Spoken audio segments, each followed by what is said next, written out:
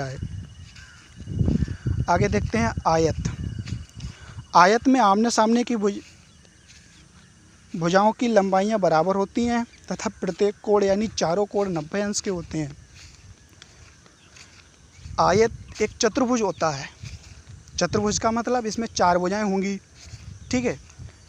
अब चतुर्भुज में 4 भुजाएं तो होती ही हैं, लेकिन अब वह चतुर्भुज आयत कब होगा, यानी जब उसके आमने सामने की भुजाएं बराबर होंगी और प्रत्येक कोण यानी चारों कोण 90 अंश के होंगे, तब वह चतुर्भुज एक आयत होगा। जैसे आगे चित्र दिया हुआ है, उसमें उसके ए बी के सामने की भुजा डी सी है, वो 6 सेंटीमीटर, यानी ए बी बराबर डी सी बराबर 6 सेंटीमीटर और बी सी बराबर ए डी बराबर 4 सेंटीमीटर, यानी आमने सामने की भुजाएं बराबर होगी। और कोण ए, कोण बी, कोण सी, कोण डी, चारों कोण बराबर हैं, यानी कितने के, 90 अंश के। देखिए चित्र में इसमें ए बी और सी डी बराबर हैं, यानी 3 भुजाओं पर टिक लगे हैं, तो 3 टिक वाली भुजा 3 टिक वाली के बराबर, 2 टिक वाली भुजा 2 टिक वाली के बराबर, यानी ए बी बराबर है डी सी के और ए डी बराबर है वी सी के। और देखिए त्रिभुज, इस चतुर्भुज में जो विपरीत शीर्ष हैं, यानी डी का विपरीत कौन सा शीर्ष है, डी के सामने का शीर्ष कौन सा है, वी, और ए के सामने सी, तो तिरछे कोणों को जब मिलाएंगे तो जो रेखाएं प्राप्त होंगी वो विकर्ण होंगे। यानी ए को सी से मिला दिया, ए के सामने का पॉइंट कौन सा है, सी, तो ए को सी से मिला दिया।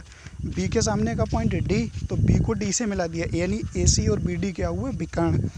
अब इसमें ये विशेषताएं होती हैं कि आयत के जो विकर्ण खींचे जाते हैं तो वो आपस में एक दूसरे को काटेंगे, क्योंकि जब तिरछी रेखाएं हैं तो वो तिरछी रेखाएं जो, अगर कोई 2 तिरछी रेखाएं हैं तो वो आपस में काटेंगी, तो यहाँ पर भी विकर्ण काट रहे हैं। लेकिन इनकी विशेषता क्या है, विशेषता ये है कि जो विकर्ण आपस में काटेंगे तो उन बिंदुओं का कटान बिंदु उन दोनों विकर्णों को आपस में यानी कि मध्य बिंदु पर बांट रहा होगा। जैसे इनका कटान बिंदु O है, जैसे AC का कटान बिंदु O है, तो O जो है AC को 2 बराबर भागों में बांट रही, यानी OA और OC बराबर होगी, ठीक है। आगे इसकी विशेषताएं, नंबर 1 आमने सामने की भुजाएं बराबर होती हैं, आमने सामने की भुजाएं बराबर। नंबर 2 प्रत्येक कोण 90 अंश का होगा, आयत में प्रत्येक कोण 90 अंश। नंबर 3 आयत के दोनों विकर्ण AC और BD परस्पर समद्विभाजित करते हैं। समद्विभाजित का मतलब सब मीन्स बराबर, 2 मीन्स 2, भाजित मीन्स भागों में, यानी 2 बराबर भागों में बांटते हैं। चौथा है आमने सामने के शीर्षों को मिलाने वाली रेखाएं विकर्ण कहलाती हैं, यानी आमने सामने के जो शीर्ष होंगे उन्हें ए के सामने का C, बी के सामने का D, उन्हें जब मिलाएंगे तो जो रेखाएं बनेंगी वो विकर्ण होंगी। आगे देखते हैं आयत का क्षेत्रफल किस तरह से निकाला जाता है। आयत का क्षेत्रफल निम्न सूत्र से निकालते हैं। आयत क्षेत्रफल बराबर लंबाई गुणा चौड़ाई, यानी आयत में क्या होता है, लंबाई होती है और चौड़ाई होती है, तो उन लंबाई और चौड़ाई की आपस में गुणा ही उसका क्षेत्रफल है, ठीक है। जैसे कि चित्र में लंबाई L है, चौड़ाई B है, तो क्षेत्रफल बराबर L गुणा B। आगे उदाहरण भी दिया हुआ है, उस आयत का क्षेत्रफल ज्ञात करो जिसकी लंबाई 6 सेंटीमीटर और चौड़ाई 4 सेंटीमीटर है। यानी जो चित्र भी आयत के बाद जो चित्र समझाया गया था, जिसमें आयत बनाया गया था, उसमें लंबाई 6 सेंटीमीटर ली गई थी, चौड़ाई 4 सेंटीमीटर ली गई थी, तो उसी आयत का क्षेत्रफल यहाँ पर निकाल रहे हैं। क्षेत्रफल बराबर लंबाई गुणा चौड़ाई, यानी 6 सेंटीमीटर गुणा 4 सेंटीमीटर, 6 चौक 24, यानी 24 सेंटीमीटर स्क्वायर या वर्ग सेंटीमीटर। क्षेत्रफल हमेशा वर्ग में मापा जाता है, यानी वर्ग इकाई, अगर सेंटीमीटर है तो वर्ग सेंटीमीटर हो जाएगा, अगर मीटर है तो वर्ग मीटर हो जाएगा, यानी क्षेत्रफल की इकाई क्या होती है, वर्ग, यानी स्क्वायर। आगे वर्ग, वह चतुर्भुज जिसकी चारों भुजाएं बराबर होती हैं। आयत में क्या था, आमने सामने की भुजाएं बराबर थीं, और वर्ग में चारों भुजाएं आपस में बराबर होंगी, यानी वर्ग की चारों भुजाएं बराबर होती हैं, वह प्रत्येक कोण 90 अंश का होता है। आयत और वर्ग में फ़र्क क्या है, आयत और वर्ग में केवल इतना फ़र्क है कि आयत में आमने सामने की भुजाएं बराबर होती थी और वर्ग में चारों भुजाएं बराबर हैं। कोण उसमें भी 4 और 90 अंश के थे, इसमें भी 4 और 90 अंश के हैं। ठीक, अर्थात कहा जाता है कि वर्ग एक समचतुर्भुज है जिसका प्रत्येक कोण 90 अंश होता है। समचतुर्भुज होता है उसमें भी चारों भुजाएं बराबर होती हैं, लेकिन समचतुर्भुज और वर्ग में अंतर क्या है? समचतुर्भुज में चारों भुजाएं 90 अंश की होती हैं, लेकिन उसमें चारों कोण 90 अंश के नहीं होते। यानी आगे चित्र में AB बराबर BC बराबर CD बराबर DA बराबर 6 सेंटीमीटर, यानी चारों भुजाएं बराबर दी हुई हैं, और कोण A बराबर कोण C बराबर कोण D बराबर 90 अंश, और 90 अंश समकोण होता है। देखिए चित्र में AB BC CD और DA चारों बराबर हैं, चारों पर एक जैसे टिक लगे हैं, डबल टिक, और इनके विकर्ण हैं, यानी आमने सामने के कोनों को मिलाने से विकर्ण बनते हैं। तो इनके विकर्ण हैं AC और BD। और आयत में क्या था? आयत के विकर्ण की विशेषता क्या थी? उसमें विकर्ण समद्विभाजित करते थे, यानी विकर्णों का जो कटान बिंदु होता था वो विकर्णों को 2 बराबर भागों में बांटता था। और यहाँ पर क्या है? लंब समद्विभाजित करते हैं, यानी बराबर भागों में तो बांटते ही बांटते हैं, लंब समद्विभाजित यानी लंब का मतलब 90 अंश, यानी 90 अंश का कोण भी बनाते हैं। जैसे AC और BD आपस में काटे O बिंदु पर, तो इनके बीच में 90 चार भाग प्राप्त हुए, चारों भाग 90 अंश के हैं, यानी कि 90 अंश के हैं, समकोण हैं। और अगर कहीं पर भुजाएं आपस में काटती हैं और कोण 90 अंश का होता है तो वे लंब होते हैं, अर्थात लंब हैं और समद्विभाजित भी करते हैं। तो क्या हुआ कि वर्ग के विकर्ण एक दूसरे को लंब समद्विभाजित करते हैं। वर्ग की विशेषता देखिए, वर्ग की चारों भुजाएं बराबर होती हैं, चारों कोण बराबर होते हैं, और किसके बराबर होते हैं? 90 अंश के बराबर होते हैं। आमने सामने के शीर्षों को मिलाने वाली रेखाएं विकर्ण कहलाती हैं। दोनों विकर्ण परस्पर समद्विभाजित करते हैं, यानी 2 बराबर भागों में बांटते हैं, तथा वर्ग के विकर्ण आपस में कटान बिंदु पर समकोण बनाते हैं, यानी 90 अंश बनाते हैं। सीधा समझिए, लंब समद्विभाजित करते हैं विकर्ण। लंब का मतलब 90 अंश का कोण बनाते हैं, समद्विभाजित का मतलब बराबर 2 भागों में बांटते हैं। आगे वर्ग का क्षेत्रफल देखते हैं। वर्ग का क्षेत्रफल निम्न सूत्र से निकाला जाता है। क्षेत्रफल बराबर भुजा गुणा भुजा। भुजा और भुजा की गुणा होगी तभी भुजा का वर्ग हो जाएगा, यानी भुजा स्क्वायर। जैसे AX और X की गुणा होती है तभी X स्क्वायर हो जाता है, तो यहाँ पर भुजा भुजा की गुणा हो रही है तभी क्षेत्रफल बराबर भुजा स्क्वायर। आगे एक उदाहरण दिया हुआ, उस वर्ग का क्षेत्रफल ज्ञात करो जिसकी प्रत्येक भुजा 6 सेंटीमीटर की है। वर्ग की भुजा बराबर 6 सेंटीमीटर, क्षेत्रफल बराबर भुजा स्क्वायर, यानी 6 का स्क्वायर बराबर, किसी संख्या का जब स्क्वायर होता है तो इसका मतलब है उसकी 2 बार गुणा होगी, यानी 6 गुणा 6 बराबर 36 सेंटीमीटर स्क्वायर या वर्ग सेंटीमीटर। आगे देखिए वृत्त। किसी समतल में एक नियत बिंदु के सापेक्ष चारों ओर बिंदुओं का वह पथ जिसकी नियत बिंदु से दूरी समान रहे वृत्त कहलाता है। जैसे नियत बिंदु क्या लिया गया इसमें? केंद्र, यानी O ले लिया। O से समान दूरी पर O के चारों ओर बिंदु O से O के चारों ओर बिंदुओं का एक ऐसा पथ बनाएंगे, पथ का मतलब रास्ता, जिस पथ के हर बिंदु की O से दूरी समान रहे, O से दूरी समान रहे।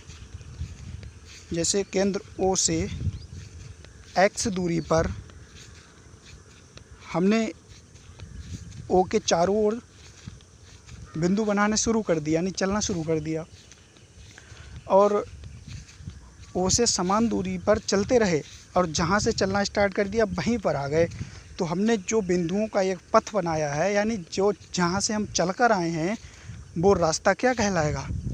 वृत्त कहलाएगा।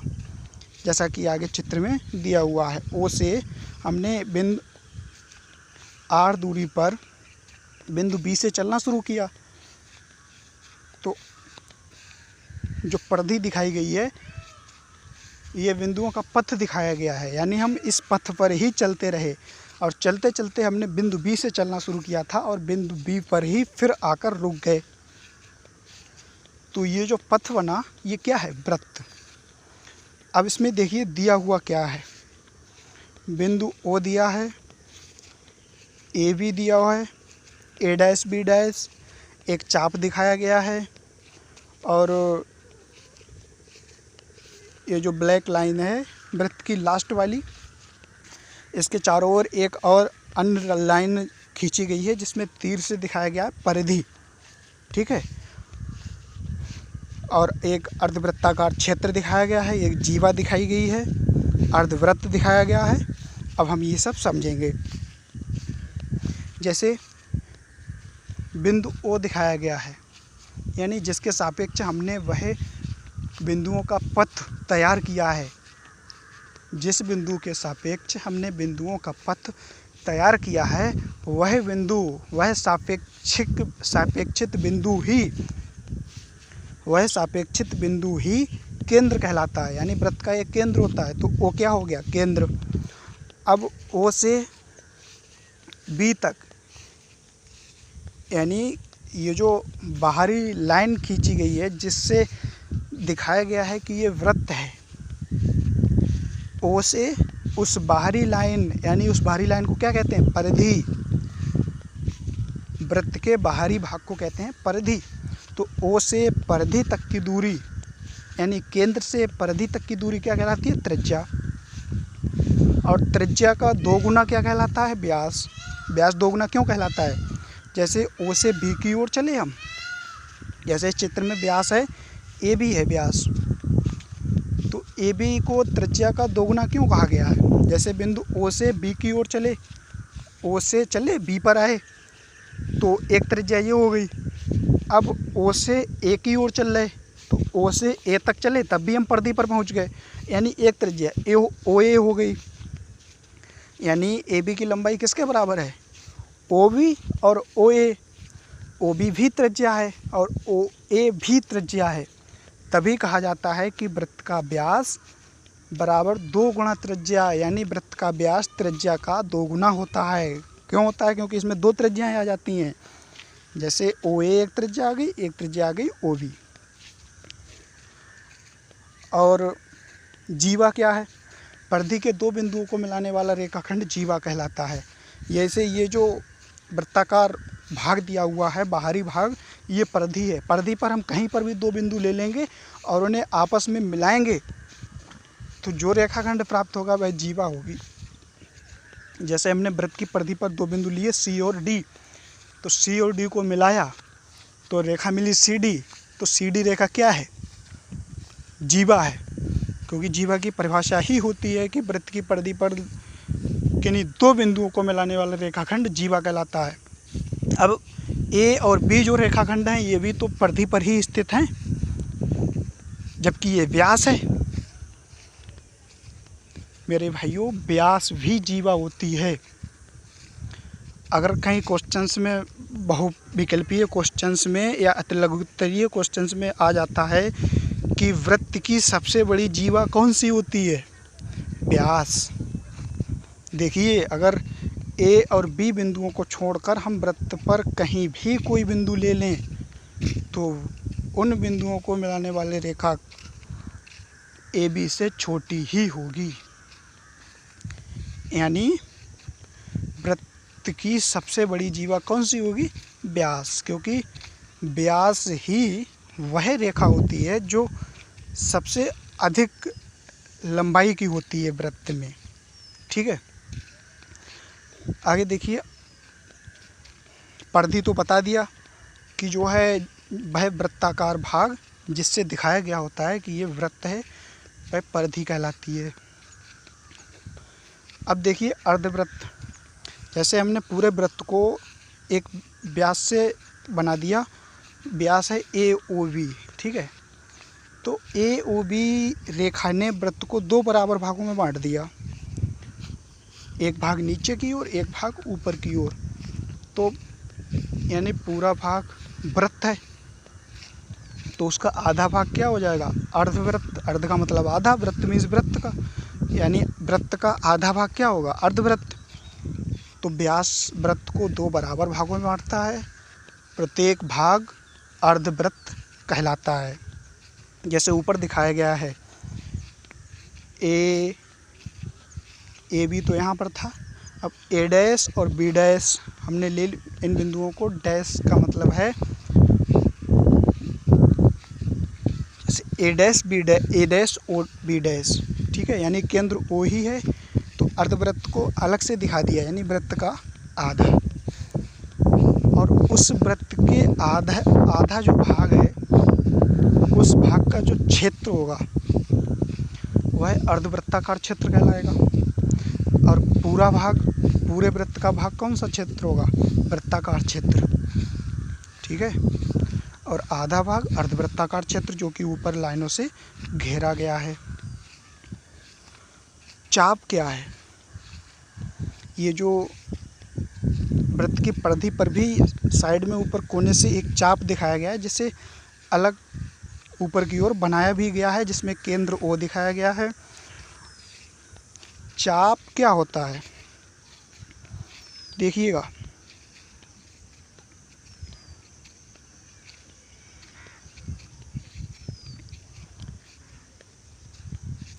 किसी बिंदु को केंद्र मानकर, ठीक है, प्रकार में पेंसिल लगाकर किसी प्रकार की नोक रख देंगे समतल पर, यानी तल पर। कॉपी है तो कॉपी के तल पर रख देंगे, और कोई एक उचित दूरी ले लेंगे, उस उचित दूरी से किसी बिंदु को केंद्र मानकर एक छोटी सी रेखा खींचेंगे। तो किसी बिंदु को केंद्र मानकर खींची गई प्रकार की सहायता से खींची गई छोटी सी रेखा चाप कहलाती है। जैसे ये जो वृत्त है, तो इसमें पूरा भाग है, अगर पूरे भाग में से हम थोड़ा सा जितना चाप दर्शाया गया है इतना भाग अलग निकाल लें, जो कि हमने निकाल कर ऊपर दिखाया है, तो ये क्या है, चाप।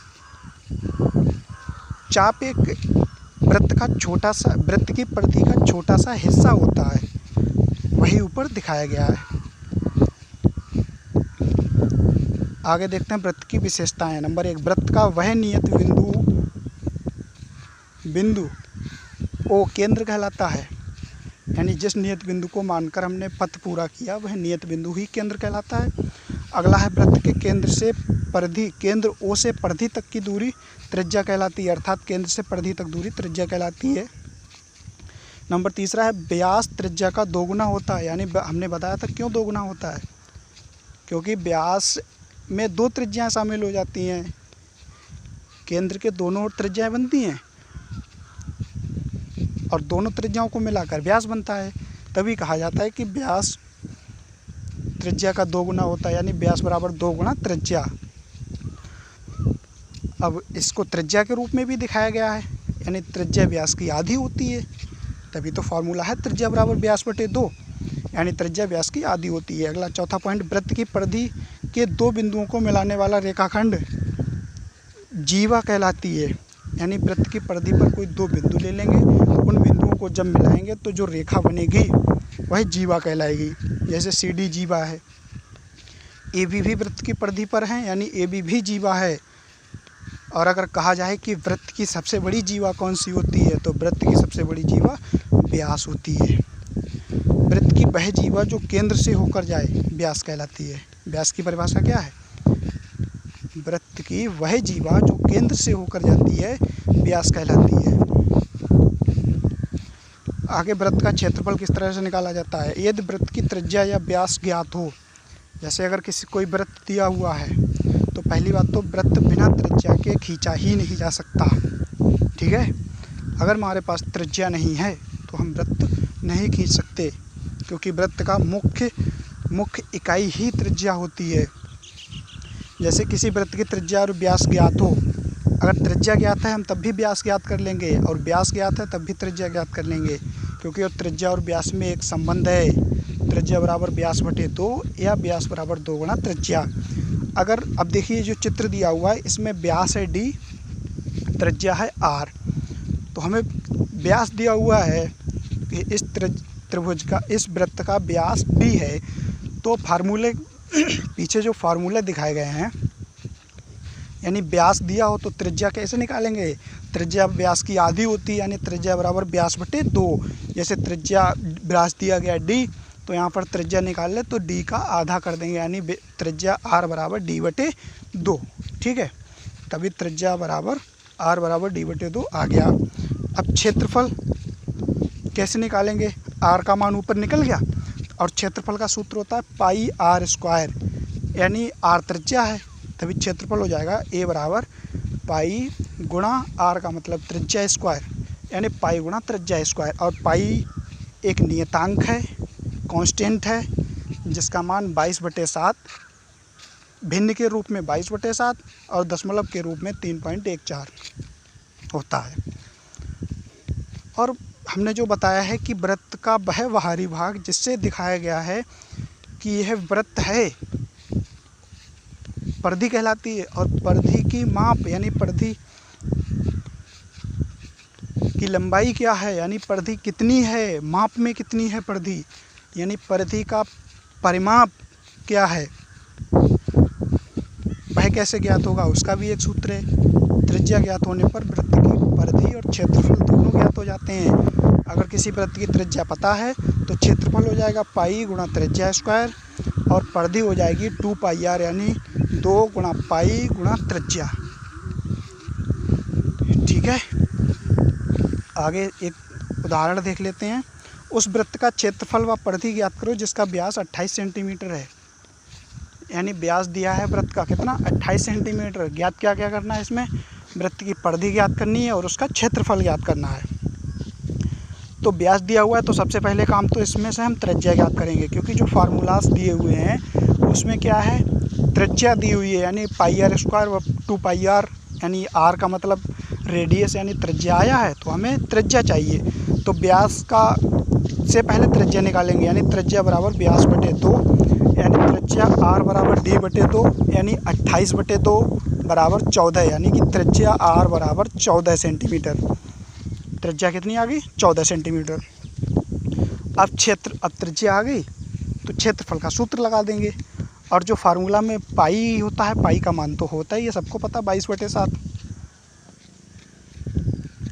तो क्षेत्रफल A बराबर पाई गुणा r स्क्वायर बराबर पाई का मान रख देंगे 22/7 गुणा r स्क्वायर, यानी r का वर्ग और जिस संख्या का वर्ग होता है उसकी 2 बार गुणा की जाती है, तभी हो गया पाई का मतलब 22/7 गुणा 14 गुणा 14। 7 से 14 को काटा, कितना बचा ऊपर, 2। तभी अब 22 और 2 की गुणा कर दी, 22 दूनी 44 गुणा 14, 44 और 14 की गुणा कर दी, कितना आया, 616 वर्ग सेंटीमीटर। ठीक है, ये हो गया क्षेत्रफल। आगे अब निकालेंगे परिधि। तो परिधि बराबर 2πr, यानी 2 गुणा पाई का मान 22/7 गुणा r का मान 14, यानी 2 गुणा 22/7 गुणा 14। 7 से 14 को काटा, कितना आया, 2, यानी 2 गुणा 22 गुणा 2, यानी 2 और 22 की गुणा कर ली, यानी 2 गुणा 22 दूनी 44, यानी 2 गुणा 44।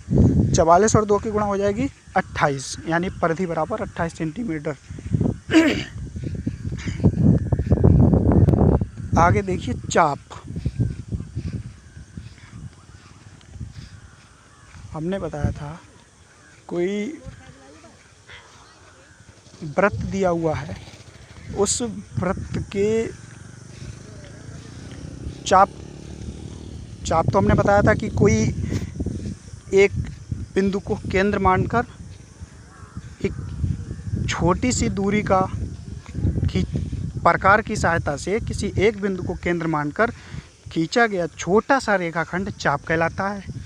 ठीक, अब यहाँ पर दिखाया गया त्रिज्यखंड, यानी त्रिज्यखंड किसे कहेंगे। अब देखिए चित्र में क्या है, 2 त्रिज्याएं दी हुई हैं। वृत्त में से हमने इतना भाग निकाल के अलग कर लिया। अब क्या है, O केंद्र है और 2 त्रिज्याएं, हालांकि त्रिज्याएं बराबर हैं, बराबर तो होंगी ही, क्योंकि जब एक ही वृत्त से सब कुछ किया गया है तो बराबर होंगी, लेकिन त्रिज्यखंड में 2 त्रिज्याएं आई हुई हैं। तो तो इसकी उस त्रिज्य खंड 2 त्रिज्याएँ आई हुई हैं और एक चाप आया है जो कि स्पष्ट दिख रहा है। तो त्रिज्य खंड की परिभाषा क्या हो जाएगी? 2 त्रिज्याओं एवं एक चाप से घिरा हुआ क्षेत्र त्रिज्य खंड कहलाता है। यानी वृत्त का वह खंड, खंड का मतलब भाग होता है, यानी वृत्त का वह खंड जो 2 त्रिज्याओं व एक चाप से मिलकर बना होता है त्रिज्य खंड कहलाता है। जैसा कि चित्र में दिखाया है, R1 और R2 2 त्रिज्याएँ हैं और एक चाप है AB, तभी त्रिज्य खंड हो गया है AOB। आगे देखिए, जब किसी वृत्त को कोई एक जीवा काटती है, जैसे हमने इसमें एक चित्र में एक जीवा खींची गई है AB, तो वह जीवा वृत्त को 2 बराबर भागों में बांट देती है। एक भाग बड़ा होता है, एक छोटा होता है। जैसे यहाँ पर AB ने 2 बराबर भागों में बांटा है, तो एक भाग ऊपर वाला बड़ा है, नीचे वाला छोटा है। तो वृत्त में पढ़ने को मिलेगा वृत्त खंड। तो जब किसी वृत्त को कोई जीवा काटती है तो उस जीवा के काटने से वृत्त 2 भागों में बट जाता है। बड़ा वाला भाग यानी जो बड़ा होता है, एक कॉमन शब्द है, बड़े के लिए दीर्घ और छोटे के लिए लघु प्रयोग किया जाता है। यहाँ पर क्या है, वृत्त के खंड हैं ये, तो जो बड़ा होगा वह हो जाएगा दीर्घ वृत्त खंड और जो छोटा है वो लघु वृत्त खंड। यानी जब किसी वृत्त को कोई जीवा काटती है तो वृत्त 2 भागों में बट जाता है। बड़ा भाग दीर्घ वृत्त खंड कहलाता है और छोटा भाग लघु वृत्त खंड कहलाता है। आगे देखिए, इसमें एक तो देख रहे होंगे 2 वृत्त दिख रहे हैं इसमें, ठीक है, 2 वृत्त दिख रहे हैं। वृत्त नंबर 1 जो कि छोटा है, वृत्त नंबर 2 जो कि बड़ा है, और दिख रहा होगा केंद्र एक ही है।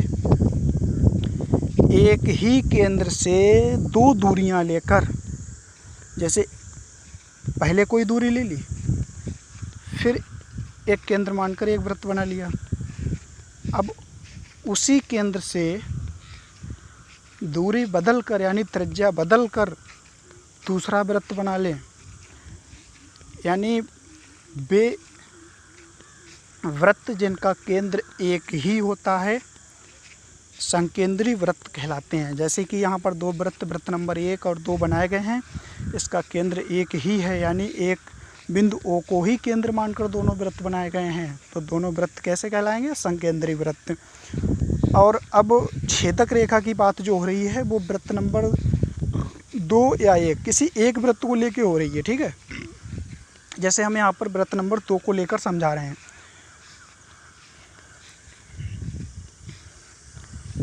वह रेखा जो वृत्त को काटती हुई निकल जाती है, यानी वृत्त को छेद करती हुई निकल जाती है, छेदक रेखा कहलाती है। छेदक रेखा में क्या आया है? छेद आया है, यानी वृत्त को छेद करके निकलने वाली रेखा छेदक रेखा कहलाती है। जैसे जो जीवा होती है वो वृत्त के अंदर तक यानी परिधि तक ही सीमित रहती थी। भाई जीवा वृत्त की परिधि तक ही सीमित रहती थी, लेकिन जो छेदक रेखा होगी वो वृत्त को छेद कर बाहर निकल जाएगी, ठीक है, बाहर से ही शुरू हो जाएगी और छेद कर बाहर ही निकल जाएगी। वह रेखा जो वृत्त को छेद करती हुई निकल जाती है। अब छेदक रेखा की विशेषता क्या है? यह वृत्त के व्यास से होकर जाएगी, मतलब केंद्र से होकर जाएगी। जैसे भाई अगर केवल ए बी तक की बात की जाए तो ए और बी वृत्त नंबर 2 की परिधि पर हैं, तो जो भुजा ए ओ बी बनेगी वो व्यास हो जाएगा। और छेदक रेखा क्या है? छेदक रेखा वह रेखा जो वृत्त को छेद करती हुई निकल जाए, छेदक रेखा कहलाती है। बाकी आगे देखते हैं उभयनिष्ठ जीवा क्या है। जब 2 वृत्त एक दूसरे को काटते हैं, जैसा कि यहाँ पर 2 वृत्त जिनके केंद्र पहले का केंद्र O है, दूसरे का O डैश है। ये दोनों आपस में दो बिंदुओं A और B पर काट रहे हैं, ठीक है। दो बिंदुओं यानी A और B पर काट रहे हैं। तो अब देखिए, अगर दूसरा वृत्त छिपा लिया जाए तो A और B को मिलाने वाला जो रेखाखंड AB है वो पहले वृत्त की जीवा लग रहा है। लग क्या रहा है? जीवा है भाई, क्योंकि A और B जो बिंदु हैं वो वृत्त की परिधि पर हैं, पहले वृत्त की परिधि पर हैं। तो परिधि पर स्थित बिंदुओं को मिलाने वाला रेखाखंड जीवा कहलाता है, यानी कि AB जीवा है, ठीक है। इट इज़ क्लियर कि AB जीवा है।